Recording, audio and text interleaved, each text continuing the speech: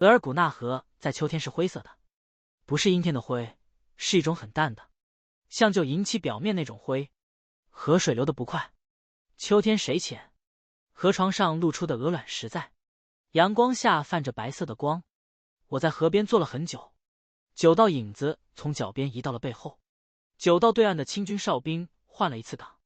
我叫阿列克谢·达尼洛夫，现在是1690年秋天，尼布楚条约签署刚好1年。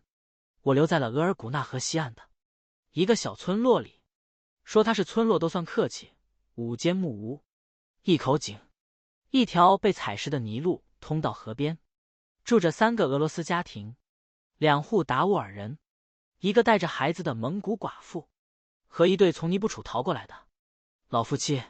他们说不清自己是哪国人，儿子在战争中死了，媳妇改嫁了，只剩下2个人互相搀扶着活。老头子说俄语带着波兰口音，老婆子说一种谁也听不懂的方言。但他们种的萝卜是全村长势最好的。这里不属于俄国，不属于清朝，它属于额尔古纳河。对岸的清军哨兵每天早晨会对着河这边喊一声什么，可能是问候，也可能是检查我们还在不在。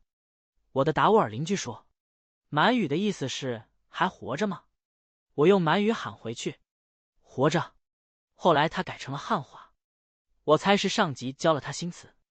我听不懂，就朝他挥挥手，他也挥挥手。就这样，我们互相挥手挥了2个月，直到河面风动。我在河岸上建了一座驿站，说驿站也不太准确，它只是一间比别的木屋大一些的房子，门口用木炭写了2个词，一个俄语，一个满语，意思都是旅店，没有招牌，没有幌子，任何人路过都可以进来歇脚，喝一碗热水，在炉边睡一晚，不收钱。但大多数人走的时候会留下一点东西，一小袋盐，一捆干鱼，一块揉过的皮子，或者一个在路上听来的消息。驿站的第一批客人是一对从尼布楚去海拉尔的蒙古商人，他们一共7个人，赶着20多匹马，驮着盐和铁器。领头的是一个60多岁的老人，会说一点点俄语，据说是年轻时在瑟棱格斯克跟俄国人学的。他走进驿站时环顾了一圈，看到墙上的满文和俄文，点了点头，然后用蒙古语对后面的人说了一句什么。那队人全部下了马，卸下了货物，像到了自己家一样在驿站里住了下来。那晚我们围在炉火边喝酒，蒙古老人喝多了以后开始唱歌，一首很长的关于草原和战争的歌。我听不懂歌词，但他的声音像风刮过石头。索伦嘎坐在角落里安静地听着，怀里抱着刚睡着的塔基亚娜，火光映在他的侧脸上。他微微闭着眼睛，像是在听一首他很熟悉的但很久没有听到过的曲子。我问他，你听得懂吗？他摇了摇头，但我阿爸也唱过类似的。那是他第一次主动跟我提起他的父亲。我没有追问，有些门推开了就不会再关上，而我不知道自己是否准备好面对门后的东西。蒙古商队走的时候，领头老人把他随身带的一把蒙古刀留在了桌上，刀鞘是银的，镶嵌着一颗暗红色的玛瑙。我说太贵重了，不能收。他用生硬的俄语说，你不是旅馆老板，你是收留孤独的人，不一样。他翻身上马，头也不回地走了。那把刀现在还在我的床头挂着，银已经氧化成了灰黑色，玛瑙也裂了一道缝，但我一直没有换掉它。我的达斡尔妻子，她叫索伦嘎，意思是月光，是额尔古纳河下游一个达斡尔老猎人的女儿。在屋后种了一片菜地，萝卜、白菜，几行长不大的葱，秋天收下来的萝卜晒成干，够吃一整个冬天。菜地边上还有一小片野草莓，不种的，是自己长出来的。塔基亚娜每年夏天都蹲在那里等草莓变红，但每次都是在他不注意的时候被鸟吃掉了。索伦嘎不太会说俄语，但能听懂大部分。我会说达斡尔语，但说的不怎么样，经常把词序搞混，逗得他笑。他笑起来的时候，眼睛眯成一条缝，声音不大，但很干净。那是我在阿穆尔河两岸听过的最好听的声音。每次他笑的时候，我都会想起第一次见到他的情景。他父亲带着他到阿尔巴辛来换盐，他站在集市角落里，手里攥着一把野花，警惕地看着所有的俄国人。那时她还是个10几岁的姑娘，头发编成一根粗辫子垂在胸前。我没有想到后来她会成为我的妻子，她大概也没有想到我们的女儿塔基亚娜在1687年出生。她在2种语言中长大，跟母亲说达斡尔语，跟我说俄语，但她经常混着用一种只有我们家能听懂的奇怪方言。她管我叫阿巴，管她母亲叫阿亚，她管门前的额尔古纳河叫大水，既不是俄语也不是达斡尔语，是她自己发明的。她今年3岁，跑得比兔子还快。夏天在菜地里追蝴蝶，冬天在雪地里摔倒了也不哭，自己爬起来继续跑。她有一双灰色的眼睛，像我，和一头深褐色的头发，像她母亲。这2种特征在她脸上组合出了一种我在任何地方都没有见过的面孔。她既不像纯粹的俄国孩子，也不像纯粹的达斡尔孩子，她像她自己。我有时候看着她，会想，她长大以后会成为什么样的人？她会留在这条河边，还是会去别的地方？她会说几种语言？她会记得我吗？这些问题我从来没有问过任何人，他们堵在喉咙里，像一块咽不下去的面包。阿克敦偶尔会从北京托人带信来，信走得很慢，从北京到尼布楚，再转到额尔古纳河，一趟要3、4个月。有时候信在路上丢了，有时候被人拆开看过又重新封上。阿克敦似乎知道这一点，所以他写信从来不说敏感的事。他的信用满文写成，但中间会加几个俄语单词，那是他跟我学过的。他想看看我还能不能看懂。他每次加的俄语单词都不一样，有时候是边界，有时候是河，有时候是活着。信的内容通常是这样开头的：达尼洛夫，你还活着吗？如果活着，回信告诉我。我回信说，活着，死不了。他在信里告诉我北京的事，康熙皇帝正在西征准噶尔，打了好几年了，据说打到乌鲁木齐去了。理藩院换了新尚书，比以前的那个更严厉。新尚书不喜欢外国人，把俄南馆的门禁收紧了不少。俄南馆的老槐树被雷劈了，树冠劈掉了一大半，但剩下的那半边还活着，就像你一样。我知道最后那句话是在说我，我也是被劈过的老树。我回信告诉他额尔古纳河的事，今年的雨比去年多。秋天的时候在河里看到了成群的鲑鱼逆流而上，河水像被银色的刀片切开了一样。河对岸的清朝哨兵换了一个年轻人，不会说满语，只会说汉话。我跟他交流全靠比划。最近我们发明了一套手势，拍胸口表示我，指嘴表示吃，指天表示冷。塔基亚那长高了多少？我用刀在门框上刻了记号，每3个月刻一道。他每次看到新的刻痕都会踮起脚尖，试图超过他。有一次我随性寄了一片风干的额尔古纳河柳叶，没有什么特别的意义，只是想让阿克敦看看这条河上的叶子长什么样。他后来回信说，那片叶子他夹在了他最喜欢的一本书里，《资治通鉴》的第3卷。他说柳叶的形状和通州运河边的柳树叶子差不多，但颜色更深一些，是那种在更冷的气候里才会出现的深绿，就像你这个人一样。他写道：“比在温暖地方长出来的人更硬一些。我们的信像2条缓慢的船，在从北京到额尔古纳河的3000里的路上互换消息，每封信都比上一封更旧一些，就像我们2个人一样。有时我半年收不到他的信，以为他死了，然后信来了，信封上还是那熟悉的微微发抖的笔迹：达尼洛夫，你还活着吗？”我就知道他也还活着。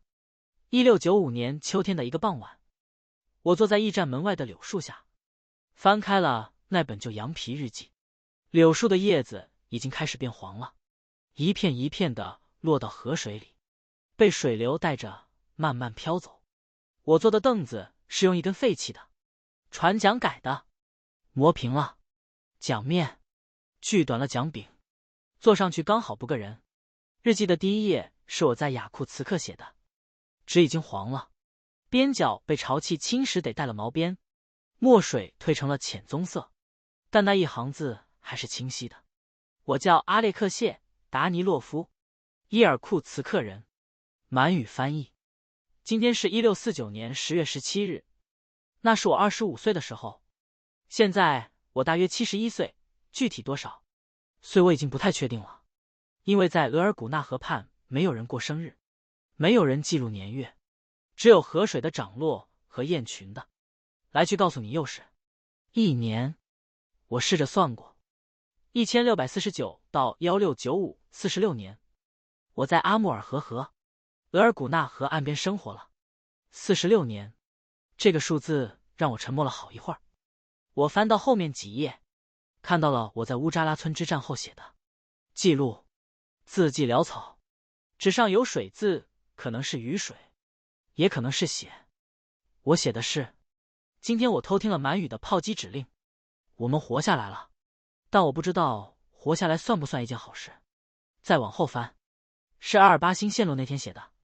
龙旗升上去的时候，我突然想到，我在这条河上活了30多年，但这条河不属于我，不属于俄国，不属于清朝，它只是流。再往后翻，是在北京俄南馆写的，字迹比前面工整了很多，因为阿克敦教我写了汉字。我用鹅毛笔学着写汉字的笔画，写得很慢，一笔一画，像一个刚开始认字的孩子。北京秋天没有风沙的时候是很美的，银杏树的叶子金黄色的，铺满了整个院子。阿克敦说这叫落叶满街。我不知道那4个汉字怎么写，但我记住了那个声音。我翻到了最近写的1页，1694年冬天的记录。那天驿站来了一个从雅库茨克来的年轻教士，要去北京传教，路过这里歇脚。他坐在我的驿站里，喝着热水，环顾着四周，然后问我：“老人家，你在这条河边住了多久了？”“很久了。”“那你见过很多事吧？”“也不算太多，只是一条河和沿着它走的人而已。”他在我的驿站住了1晚，第2天走的时候，他送了我一本袖珍的东正教祈祷书，皮面装的，铜制的搭扣已经生锈了。我没有告诉他我很久没有祈祷了，我收下了，放在床头。现在那本书和蒙古刀并排挂着。我合上日记，把它放在膝盖上。柳树的叶子还在往下落。有一只渔船从河上经过，一个达沃尔老人在船头坐着，也不划桨，让船顺水漂。他看到我，举起一只手，算是打招呼。我也举起一只手。这就是我的生活。1696年冬天特别冷，额尔古纳河在11月初就封冻了，冰层厚到可以在上面跑马，雪一场接一场，积雪堆到木屋的窗户1半高。每天早上我都要用铁锹把门口挖开才能出去。有一次我推门推不开，雪堆到了门把手那么高，我从窗户爬出去，用锹挖了半个时辰才把门挖开。驿站断粮了，不是因为储备不够，而是因为入冬以来没有一个人路过驿站，没有人来，就没有人带来消息和补给，索伦嘎把菜窖里的萝卜干数了一遍又一遍，然后告诉我，按最省的方式吃，能撑到2月。2月，还有3个月。我开始凿冰钓鱼，在冰面上凿一个洞，把用马鬃搓成的钓线放下去，末端拴一根磨尖的铁丝当鱼钩，没有饵，用一小块萝卜皮。第一次在冰上蹲了1个时辰，冻得脚趾失去了知觉。收获是一条小鲶鱼，不是钓到的，是他自己游到洞口换气10倍，我用手捞起来的。第2天我又去了，这次我带了一张毛皮垫着做，还带了一小罐热水，钓了更久，又钓到1条，比昨天的大一些。我蹲在冰面上，盯着那个冰窟窿，忽然觉得这个画面很荒谬。一个曾经跟随哈巴罗夫征服阿穆尔河的翻译，现在蹲在冰面上用萝卜皮钓鱼，但我笑不出来，因为塔基亚娜在家里饿着肚子。第3天，我决定走远一些，我沿着河岸往上游走了大约2里路，那里的冰面看起来颜色更深暗。达斡尔猎人的说法，水深的地方鱼更多。我凿了3个洞，轮流守着。风从北边刮过来，吹在脸上像刀子割。我缩在皮袄里，把帽檐压得很低，只露出眼睛。快到中午的时候，我听到了一个声音，不是风声，不是树枝断裂的声音，是人的咳嗽声。咳嗽声从风里传过来，模糊的，断断续续的，像是有人在很远的雪地里挣扎着呼吸。我收拾了钓线，顺着声音的方向走去，雪没过了膝盖，每走一步都要费力的把腿拔出来。声音越来越近了，然后我看到了一匹马，马是瘦的，肋骨一根一根凸出来，4条腿在雪里微微颤抖。马背上趴着一个人，不是被绑在马背上的一个人，皮帽子结了一层厚厚的白霜，挡住了他的脸。他的手套破了一个洞，露出的手指是灰白色的，冻伤的颜色。我把它解下来的时候，他已经说不出话了，嘴唇发紫，眼睛半睁半闭，瞳孔对光线没有反应。我把他拖上马背，牵着马一步一步走回驿站。那段路我走了1个多时辰，天黑透了才到家。索伦嘎脱掉了他的皮袄和靴子，用雪搓他的手脚。塔基亚娜蹲在一旁看着，没有害怕。他在驿站长大，见过了太多这样的旅人。他跑去炉子边热了一碗水，那个人过了很久才缓过来。他睁开眼，看了看四周，然后用俄语说了一句：“这是呢，额尔古纳河。”1个驿站。他闭上眼睛，过了一会儿又睁开，说了一句让我愣了一下的话：“我知道这个地方，一个叫达尼洛夫的通事开的，我就是达尼洛夫。”他看了我一眼，然后笑了，一种扯动了冻裂嘴唇的，疼得龇牙咧嘴的笑。我是从尼布楚来的，我叫斯杰潘，商人。他去找清军巡逻队送一批货，向导在暴风雪中走失了。他在雪地里转了2天，2天在零下40度的旷野里能活下来，算他命大。索伦嘎给他盛了一碗鱼汤，就是那条我用萝卜皮钓到的鲶鱼，和最后一把干野菜一起煮的。他喝完以后，从怀里掏出一个布口袋，放在桌上。黑麦面粉，我没有别的东西可以付你的房钱，那袋面粉不多，大概够我们吃10天。我看了看索伦嘎，他点了点头，我收下了。斯杰潘在驿站住了5天，风雪停了以后，他的向导，那个失踪的达斡尔人也找到了驿站。他迷路后被一个蒙古牧民收留了几天，牧民告诉他河上游有一个俄国人的驿站，他就找过来了。2个人重新上路，临走时斯杰潘把他剩下的干粮，一块硬得像石头的黑面包掰了一半放在桌上，拿着吧，你们比我更需要它。我没有推辞。那半个黑面包被索伦嘎掰碎了，掺在稀粥里煮，每天1小把。他让我们撑到了2月开河。开河的那天，额尔古纳河的冰面在午后的阳光下发出连绵的碎裂声，像一大块玻璃被慢慢压碎。塔基亚娜站在河岸上，看着冰排一块一块的向下游飘去，问我：“阿爸，鱼还会回来吗？”“会回来的。”“你怎么知道？”“因为河还在这里。”我想了想，又补充了一句：“只要河还在流，鱼就会回来。”这句话后来变成了驿站里一个半开玩笑的说法。每当有人问什么东西还会不会来的时候，就有人回答：“河还在流。”1697年春天，我生了第一场大病，不是什么了不起的病，就是咳嗽，咳得停不下来，咳到后来痰里带了血丝。索伦嘎用达斡尔人的方子给我熬草药，桦树皮、干姜、野蜂蜜，药汤苦得像黄连，但我喝了，因为不喝就会死，而死在一个陌生的河岸上，身边只有妻女和一群过路的陌生人。这件事让我感到一种难以形容的恐惧，不是对死亡本身的恐惧，而是对消失的恐惧。我死了以后，谁会记得我？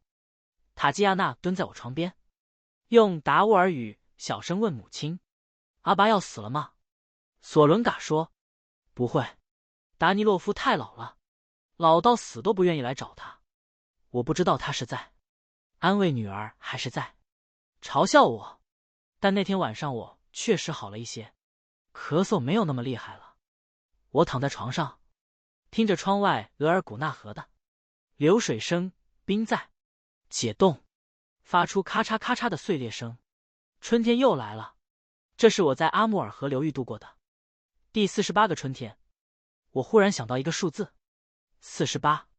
我离开伊尔库茨克的时候，那里的春天是什么样的？我闭着眼睛努力回忆，但我只能想起雅库茨克的春天，阿尔巴辛的春天，额尔古纳河的春天。伊尔库茨克的春天已经从我的记忆里彻底消失了，就像我永远不会再见到莫斯科的春天一样。我的手指搭在枕头下面的日记本的封面上，那本羊皮日记在我身边躺了将近半个世纪，比我睡过的任何一个女人都长。我突然想，如果有一天我死了，这本日记会去哪里？会被烧掉用来点火？会被哪个不识字的过路人拿去卷烟？会随我的尸体一起埋进额尔古纳河岸的冻土里？我不知道，但我知道这本日记比我活得更久。从纸的质量来看，大概能再撑30-40年，如果幸运的话，可能50-60年。50-60年后，我的女儿还活着，或者她的女儿还活着，也许那时候还会有人记得。很久以前，有一个叫阿列克谢·达尼洛夫的翻译，在额尔古纳河边住了一辈子。这件事没有让我难过太久，我把它归结为一个老人的无聊念头，然后翻身睡着了。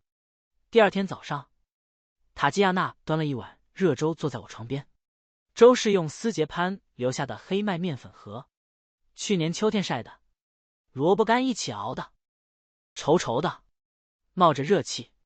他把碗放在床头柜上，那个床头柜其实一截从河岸边捡来的飘木，被我锯平了断面。他站在旁边监督我喝完。阿爸，你要是死了，我能看你的日记吗？我呛了一口粥。谁告诉你我要死了？哎呀，说的。他说阿巴的肺里有东西，但他又说你不会死，因为你太顽固了。你信哪一个？他认真的想了想，信后面那个。然后他跑了出去，大概是去喂鸡了。塔基亚娜13岁时已经跟他母亲一样高了，但他还是像小时候那样，说话说到一半就突然跑掉，像一只被什么声音吸引走的猫。1698年夏天，驿站来了一个意外的客人，一个年轻的满族军官，大约20多岁，穿着干净的青色甲胄，骑着一匹好马，身后跟着2个随从。他的马鞍上挂着一把弓盒，一个公文袋。他下马的动作很利索，一看就是经过正规训练的八旗子弟，不是在边境线上混日子的那种。他站在驿站门口，扫了一眼门上的俄文和满文字，然后转向我，用标准的北京官话问：“请问这里有一位达尼洛夫先生吗？”阿克敦大人托我带一封信。我愣了一下，在额尔古纳河畔，已经很多年没有人用达尼洛夫先生这个称呼了。在这里，我是老达尼洛夫，那个俄国通事。驿站的老头，达尼洛夫先生这个称呼让我想起了北京的俄南馆，想起了银杏树，想起了阿克敦坐在树下一笔一画的写着满文的样子。我接过了那封信，信口封着火漆，漆上盖着阿克敦的私章，一头鹿河，一朵云，鹿的角刻得很细，云是5朵叠在一起的。这个章他在理藩院用了20多年，每次发重要公文都盖这个。我能认出他来，就像能认出他的笔迹一样。我拆开信，阿克敦的笔迹比上次更抖了，不是害怕，是老了，手不稳了。字迹的笔画像冬天的枯枝，歪歪扭扭的朝各个方向伸展，有些地方墨浓的画不开，有些地方又淡的几乎看不见。说明他蘸一次墨只写了几个字就停下来喘气。信很短，达尼洛夫，我可能没有机会再给你写信了。今年冬天我咳了很久，就像你说过的，西伯利亚的东西会跟着人一辈子。北京没有西伯利亚，但我还是咳，我没有什么可以留给你的。俄南馆那棵老槐树被雷劈之后又活了，但再也没有长回原来的样子。我想我们也是。你还在额尔古纳河吗？如果还在，替我多看一眼那条河。阿克敦。戊寅年6月。我把信折好，放进了日记的封皮夹层里。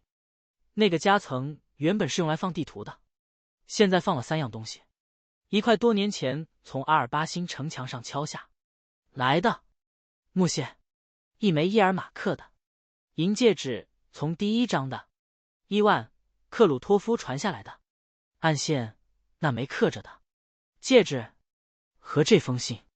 那天晚上我多喝了1碗酒，用索伦嘎酿的野果酒，酸涩但够烈。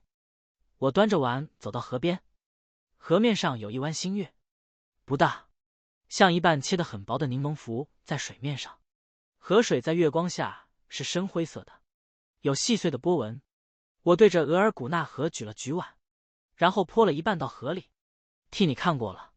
1700年的秋天，我决定不再写日记了，不是因为没有什么可以写的，而是因为太多可以写了，我实在不知道从哪里开始。46年，我从一个25岁的翻译变成了一个头发全白的老人。我从跟随哈巴罗夫烧杀抢掠的人，变成了一个在废弃炮弹壳里种葱的人。我在阿尔巴辛城墙上用火药和桦树炭改良火药的配方，在额尔古纳河畔用黑麦面粉和萝卜皮煮粥。这2种生活之间没有任何过渡，它们就是这样衔接在一起的，像额尔古纳河的此岸和彼岸，中间只隔着一条不宽不窄的河。我翻开日记本的最后一页，用鹅毛笔沾了沾墨水。墨水是我用松脂和炭灰自己调的，稠度不太对，写出来的字像在泥泞中行走的脚印。写什么呢？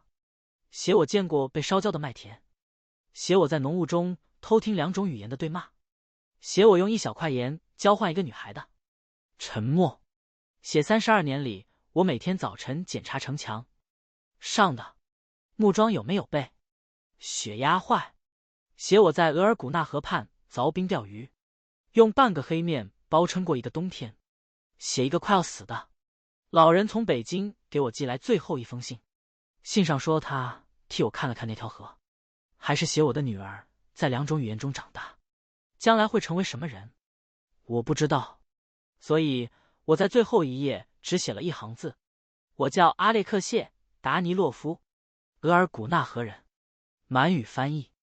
现在是1700年9月。然后我合上了日记。塔基亚娜从门口探进头来，她已经13岁了，个头跟她母亲齐平。她手里端着一碗刚从菜地里拔出来胡萝卜，还没洗，沾着泥。她用那种混着达斡尔语和俄语的奇怪话问我：“阿爸，你在写什么？”“没什么，一个老人的账本。”“我能看吗？”“等你学会了俄语和达斡尔语都分不清的时候，就可以看了。”他翻了个白眼，这个表情他跟他母亲学的一模一样，然后抱着胡萝卜跑出去了。他的辫子在背后甩来甩去。我看着他的背影，突然意识到他已经不是一个小孩了，他已经是一个会在意自己倒了多少碗粥，会数鸡有没有少一只，会在他母亲不在的时候自己决定晚饭做什么的人。我坐在门外的柳树下，看着额尔古纳河在秋日的阳光下泛着银灰色的光，柳树的枝条已经开始稀疏了。这棵柳树比我刚到的时候大了3圈。河对岸的清军哨兵在打瞌睡，靠着哨塔的柱子，帽子歪到了一边。河这岸的驿站屋顶升起了炊烟，索伦嘎在做晚饭。风从西边吹来，吹动了柳树的枝条，吹皱了河面，吹散了几缕炊烟。我想起了一句话，不是我自己想出来的，是从前在雅库茨克时一个路过的老猎人说的。他说，人在一条河边上住久了，就会变成那条河的一部分。我大概已经变成额尔古纳河的一部分了。1710年，这一年发生了很多事，但大部分都不重要。重要的事只有一件，塔基亚娜嫁人了。对方是一个从伊尔库茨克来的俄中混血商人，在尼布楚河、齐齐哈尔之间跑买卖，每年经过驿站1、2次。我不知道他的名字怎么念，只知道大家都叫他米莎。他的俄语带着一口西伯利亚腔，但他的达斡尔语说的比我还差。他第一次来驿站的时候把你好说成了你吃。塔基亚娜笑了整整一个下午，后来他就经常来了，每次都多待1、2天。路不好走，马需要些，天气不太好，借口越来越谦。索伦嘎看出苗头了，什么也没说，只是每次米莎来的时候多做一个菜。塔基亚娜在菜地边上跟他正式认识的。米莎的马车陷进了泥里，他帮他把车轮撬了出来，就这么简单，没有什么轰轰烈烈的故事，没有射箭比武，没有英雄救美，一辆陷在泥里的马车，一个16岁的姑娘，一把铁锹，这就是阿穆尔河沿岸的爱情。婚礼在驿站门前的空地上举行，没有牧师，没有神像，没有官方文书。索伦嘎在河边采了一把野花，金色和白色的野菊，编了一个花环，戴在塔基亚娜头上。花环有点大，滑下来好几次，最后用一根草巾固定住了。塔基亚娜穿着一件她母亲改过的旧袍子，在领口和袖口绣了几朵小花，是她自己绣的，针脚歪歪扭扭。我用俄语和达斡尔语各说了一段话，大意是：你们愿意在一起，那就好好在一起，互相照顾，互相容忍。如果吵架了，不要当天解决，睡一觉再解决。如果实在解决不了，就想想额尔古纳河，河水流过去了就不会倒回来。人也一样。米莎的父母从伊尔库茨克赶来，带了一袋鹿肉干和一罐蜂蜜。达斡尔的邻居带来了一桶马奶酒，发酵的刚刚好，微酸微甜的那种。那个在1696年冬天给我送过半块黑面包的俄国商人斯捷潘，他恰好在那个秋天路过驿站，带来了他的女儿和2瓶伏特加。他的女儿已经14岁了，和塔基亚娜是朋友。他带来了他自己做的一条干鱼。司节潘把鱼接过来翻了翻，说了一句：“这条鱼可以当桨用。”所有人都笑了。那天晚上，河两岸都听到了我们的笑声。河对岸的清军哨兵已经换了好几茬了，听到喧闹声，站在河边往这边看了看。我朝他喊了一声，他用汉话回了一句什么，我听不懂，但他在笑。婚礼结束后，我坐在柳树下，手里握着那本旧羊皮日记，它的封面已经磨破了边角，羊皮硬得像一块木板，几处折痕已经快要断了。我没有打开它。索伦嘎坐在我旁边，把头靠在我的肩膀上。他什么都没有说，他从来不需要说什么。他的手指搭在我的手腕上，像是在确认我还有脉搏。我看着额尔古纳河，河水还在流。河60年前我第一次从外兴安岭上看到阿穆尔河时一样，和50年前我从哈巴罗夫的远征队里抬起头来看见的那条河一样。河在阿尔巴辛的城墙脚下日夜不停地流过的那些岁月一样，和我坐在这棵柳树下看了20个春秋的河水一样，它还在流。河会记得一切，而我不用记得。我低头看了看手里的日记，封面上那条用炭笔画出的河，从左上角到右下角已经模糊了，但它还在。我对外孙女说：“你说的对，这是额尔古纳河。”她仰起头，她有一双灰褐色眼睛，像塔基亚娜。她问：“河在说什么？”我沉默了一会儿。河不说话，它只是流。那天晚上，我把日记放在了柳树的树洞里。那个树洞从前是松鼠的窝，后来空了。我偶尔在里面放一些不怕潮的东西。日记本躺在树洞里，像一只回到了巢穴的鸟。河还在流，它也还在。第3章完，下一章。第4章，勘察家的滨海孤帆。